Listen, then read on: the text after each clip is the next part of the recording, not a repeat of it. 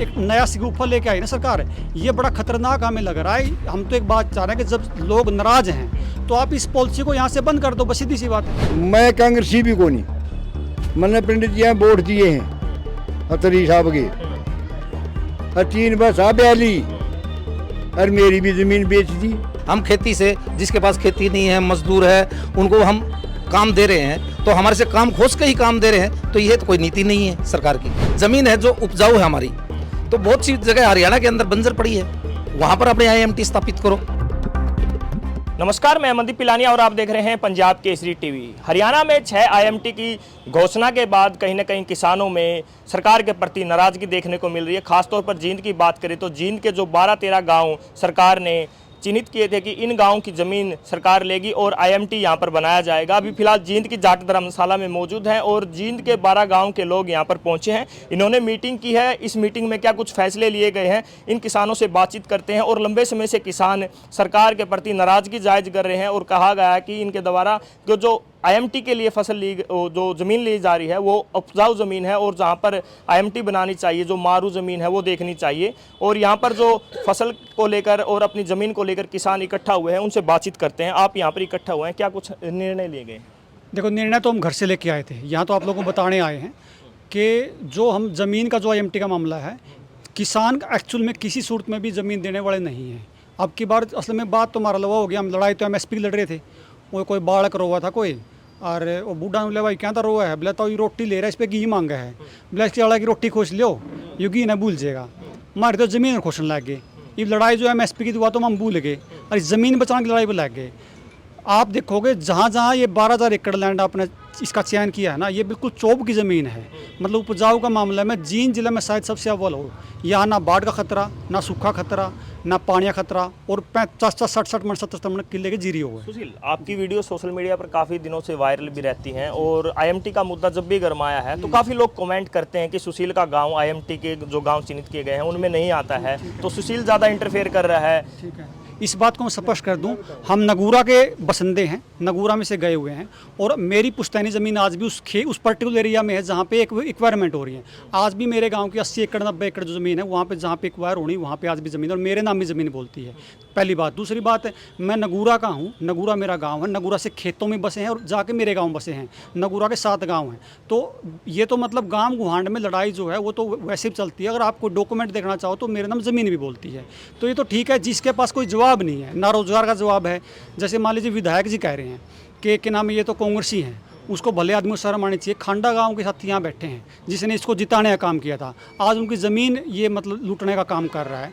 तो हम तो एक बात कह रहे हैं कि आप कम से कम ज़मीन लेना चाहते हो तो ठीक बोलना सभ्य सीखो। वोट मांगने आपको अगली बार भी आने हैं, आप जो आपके साथ करते हो कांग्रेसी बता के ज़मीन लेना, इस तरह की भाषा का मतलब आपके पास कतई भी आपकी भाषा ठीक नहीं। हम एक अखबार में खबर देख रहे थे कि जो 35,000 एकड़ ज़मीन चाहिए IMT के लिए, उसमें से 30,000 किसानों ने मतलब स्वेच्छा से रजिस्ट्रेशन करवाया है। उसी के तो रोने रो रहे हैं। पूरे के पूरे गांव पोर्टल पे चढ़ गए, गांव में से 5 लोग पोर्टल पे गए नहीं। तो ये पूरा जो सरकार के मतलब ये रविंदर भाई ने जैसे बताया था कि जो एक वो बिचौला जो है इमीडिएटर है, उसका नाम क्या है, मुकेश कुमार, उससे हमारी बात भी हुई है। उसने कहा जी मैंने तो चढ़ा दिया। मतलब आपके पास जब पोर्टल पे जाओगे कोई OTP नहीं आना चाहिए, एक व्यक्ति पूरे गांव की ज़मीन चढ़ा सकता है बिना सहमति, मतलब ज़मीन चढ़ा दी, पूरे गांव की ज़मीन चढ़ा दी। और हमें इस बात का भी डर है कि पूरे गांव की सहमति के बिना मीटिंग ना दिखा दें, और मीटिंग दिखा के मोल भाव भी ना कर दें, और मोल भाव करके जब कल को खाते में पैसे डाल देंगे उसके बाद किसानों के पास क्या बचेगा। तो ये सहमति का जो एक नया सिगुफा लेके आई ना सरकार, ये बड़ा खतरनाक हमें लग रहा है। हम तो एक बात चाह रहे हैं कि जब लोग नाराज हैं तो आप इस पॉलिसी को यहाँ से बंद कर दो, बस सीधी सी बात है। नेता ये बात भी कहते हैं कि जो ज़मीन है स्वेच्छा से किसानों की मांगी जा रही है और अपनी इच्छा से किसान रजिस्ट्रेशन करवा सकते हैं, किसी के साथ ज़बरदस्ती नहीं है। जैसे आप विरोध कर रहे हैं, आप लोगों को देखकर कहते हैं कि हम कोई ज़बरदस्ती थोड़े कर रहे हैं, उनकी इच्छा से ज़मीन मांगे। तो हमें उसी बात का डर है। आप हमारे साथ गांव में चलो, नगूरा है, आसनपुर है, सारे गांव में चलो। अगर आपको पूरे गांव में से 10 व्यक्ति भी मिल जाएं कि जी हम पोर्टल पे गए हैं, उसके बावजूद भी 100% पोर्टल पे ज़मीन दिखा रहा है, तो सरकार की मंशा पे सवाल उठता कि नहीं उठता है। जब किसानों ने बोल दिया कि ज़मीन नहीं बेचनी किसी कीमत पे, हम इस पर बात ही नहीं करना चाहते, सरकार क्यों ज़बरदस्ती हमारा फायदा। काफ़ी किसानों से बात कर चुका हूँ, ऑफ कैमरा ऑन कैमरा, जो 12 गाँव में आते हैं, बड़े ज़मींदार हैं। उनका कहने का मतलब ये है कि अगर मैं मेरी ज़मीन देना चाहूँ सरकार को, तो सरकार सरकार ये बताए कि मेरी ज़मीन के द्वारा जो रेट मैं लगाऊंगा तो क्या सरकार देगी? जैसे मैंने एक अपनी प्रति एकड़ 5 करोड़ रुपए कोट किया, क्या सरकार 5 करोड़ देगी? इसमें भी बड़ा घालमेल है। सरकार एक तरफ तो ये कह रही है कि हम तो प्लॉट देंगे बदले में 30% से लेकर 60% तक, कि कहीं पे 30% मिल सकता है, डेवलप एरिया में से कहीं 50% मिल सकता है। अब उन प्लाटों कल को कौन लेगा, कौन बेचेगा 5 साल बाद, उसका कोई जिम्मेवार, कोई वालीवास नहीं है। फिर सरकार कह रही है कि जो प्लॉट नहीं देना तो उसको पैसे देंगे। सरकार खुल के तो सामने आ नहीं रही। मतलब सरकार क्या है कि अभी सरकार की नीति में झोल लग रहा है। झोल क्या, मतलब सारा ही झोल लग रहा है। झोल थोड़ा बहुत तो कोई बात नहीं, आप स्पष्ट आके बात करो, लेकिन ये जो स्वेच्छा के नाम पे है ना, सबसे बड़ा झोल ये है। इस स्वेच्छा के नाम पे गांव में माहौल ख़राब हो रहा है। 2 व्यक्ति वीडियो उस साइड से बना रहे हैं, 2 साइड से बना रहे हैं। तो हमारा निवेदन है कि इस पोर्टल को बंद करके इस पॉलिसी को बंद कर दीजिए। नगूरा गांव के जमींदार हमारे साथ मौजूद हैं। ताऊ, क्या कहना चाहेंगे? जो ज़मीन का मामला चला हुआ है, सरकार ज़मीन मांग रही है किसानों से। बात यह जी, हम तो एक मरला नहीं देना चाहते। नगूरा में लड्डू भी बंटे हैं और बम भी बातें हैं जी। जिसकी ज़मीनें नहीं थी उनकी बम भी बजा दिए, लड्डू भी बांट दिए। यह हमारा को नहीं यूँ कह रहे नहीं। मैं कांग्रेसी भाई कह रहा, कांग्रेसी पहला नंबर तो मैं इसका उदाहरण दूँ। इसकी ज़मीन है जी नगूरा, क्या आगे पटवारी का देखो। मैं कांग्रेसी भी को नहीं, मैंने पंडित जी वोट दिए हैं अतरी साहब के, और 3 बस आ बैली और मेरी भी ज़मीन बेच दी। अभी तो जमीन बेची नहीं है तो नंबर तो ला दिया। मांगी जा रही है। अच्छा, एक बात और चर्चा का विषय बनी हुई है। जो किसान 1 एकड़ के मालिक हैं, जिनको 1 किला आता है, 2 किला आते हैं, वो ज्यादातर विरोध कर रहे हैं। ये भी चर्चा है। नहीं जी, सारे करे हैं, बड़े भी जम जा मारे 200 किले हुए हम करन लाए रे विरोध। 200 किले हुए मारे हम लाए रे विरोध कर ना। हम रेट मांग दे, हम तो किसी भाव में दिन दे नहीं जी। अच्छा, चाहे रेट 5 करोड़ हो, 10 करोड़ हो, आपको देनी नहीं? हम नहीं देना चाहते। हमने तो कई करोड़ का हम तो बाय नहीं कर रहे, ना मांगते। कौन सा गाँव है आपका? मेरा गाँव दिलवाला है जी। दिलवाला। हाँ जी। तो जैसे किसानों की कमेटी बनाई गई है, तो आपका कब मन बना कि मेरे को सरकार को ज़मीन नहीं देनी है, या शुरुआती दौर से ही आपका मन नहीं था? हमारा तो जी स्टार्टिंग से जैसे हमारे को पता चला कि IMT हमारे जींद के अंदर आ रही है, हमने उसी दिन से ही अपना मन बना लिया था कि हमने अपनी ज़मीन नहीं देनी किसी भी कीमत पर। लेकिन जब बात चलती है रोज़गार की, और किसान कहते हैं कि सरकार हमारे बच्चों को रोज़गार नहीं देती है, तो अब नेता भी कहते हैं IMT आ रही है तो हम रोज़गार देने की कोशिश कर रहे हैं, अभी ज़मीन तो देनी पड़ेगी तभी कोई उद्योग लगेगा। हमारे से हमारा रोज़गार खोज के ही रोज़गार दे रहे। दूसरा हमारा सबसे मेन तो हम जो हमारी खेती है, हम खेती से, जिसके पास खेती नहीं है, मजदूर है, उनको हम काम दे रहे हैं, तो हमारे से काम खोज के ही काम दे रहे हैं। तो ये तो कोई नीति नहीं है सरकार की। लेकिन विधायक कहते हैं कि IMT मैं लेके आया हूँ, मेरा प्रयास रहा है। हरियाणा के अंदर देखो, विधायक जी बोल रहे हैं, बड़ी अच्छी बात है, लेकिन ज़मीन है जो उपजाऊ है हमारी, तो बहुत सी जगह हरियाणा के अंदर बंजर पड़ी है, वहाँ पर अपने IMT स्थापित करो, ताकि उधर कीमत भी मिलेगी और काम भी मिलेगा। तो यहाँ पर काफ़ी गांव के किसान आए हैं। सरदार जी, आप यहाँ पर पहुँचे हैं, कौन सा गांव है, क्या नाराजगी? राठर गाँव। तो नाराजगी क्या है सरकार से? नाराजगी मेरे शब्द इसलिए है कि गवर्नमेंट कहती है रोजगार देंगे। कहाँ से गवर्नमेंट ने जहाँ जहाँ ज़मीन ली थी कितने आदमी को रोजगार दिया? गवर्नमेंट हमें दिखाए। जहाँ जहाँ से गवर्नमेंट ने उजाड़े थे, रिक्वायर की थी ज़मीन लोगों की, उनको कहा था कि रोजगार देंगे। वो गवर्नमेंट के पास डाटा है कि हमने इतने लाख आदमियों को वहाँ से नौकरी दे दी। तो मतलब आपको लगता है कि ज़मीन भी लेगी सरकार और रोजगार भी नहीं? रोजगार भी नहीं देगी, बच्चे नहीं देते। मैंने ज़मीन बेच के बच्चों को रोजगार दिया खोल के, जब वो अमीर हो गई मेरे को घर से बाहर निकाल दिया। मैं खड़ा जिंदा उदाहरण आपके सामने। गवर्नमेंट को क्या उदाहरण देगी? आपके बच्चे नहीं रोटी देंगे आपको, क्योंकि आप अपनी माँ को बेच चुके होंगे, और जो माँ को बेच देता है उसके पास क्या रह जाता है? तो किसानों में नाराजगी है और सरकार को साफ तौर पर कह चुके हैं कि ज़मीन नहीं देंगे। हसनपुर के किसान हमारे साथ मौजूद हैं, आप यहाँ पर पहुँचे हैं और आप भी कह रहे हैं कि हम ज़मीन नहीं देंगे।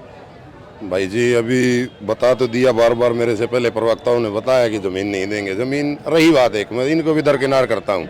आप बताओ, सरकार इंडस्ट्रीज लगा रही है क्या? कॉरपोरेट घरानों के लिए सरकार दलाली कर रही है। जब कॉरपोरेट घरानों ने ज़मीन लेनी है तो हमारी आमने सामने आ जाएगी, हम महाराज जी करेगा दे देंगे, नटाल कर देंगे। स्वैच्छिक तो ये हुई। स्वैच्छिक यहाँ का रह गया कि पोर्टल पे तो हमारे नाम चढ़ गए, पूरे गाँव की ज़मीन रजिस्ट्रेशन दिखा दिया। अगर कॉरपोरेट घरानों की दलाली करनी है सरकार तो फिर ये सीधा होकर दलाली ही कर रही है ना। तो अगर किसी ने लेनी है, पहले भी डबड़ी दो डबड़ी बिकती रही है, ऐसी कोई बात नहीं। पर जो बात है ना, पूरे एरिया को चिन्हित करना और उपजाऊ जमीन को और इंडस्ट्रीज कॉर्पोरेट घरानों को थोपना, उसमें तो सरकार दलाली कर रही है, सरेआम हमारे साथ धोखा है। तो आज किसानों ने कमेटी बनाकर 12 गांव के किसान जींद की जाट धर्मशाला में पहुंचे हैं। सुशील, आज आप लोगों ने मीटिंग की है, आगे के क्या रणनीति बनाई है, क्या फैसला लिया है? सबसे पहले 22 सितंबर को ज्ञापन देंगे और हर गांव में से लगभग ये मानो कि जिसकी ज़मीन है वो नहीं, जो ज़मीन से जुड़े हुए हैं, बाकी पूरा गांव भी हमें पिछले 1 महीने से कह रहा है भाई कुछ कर लो।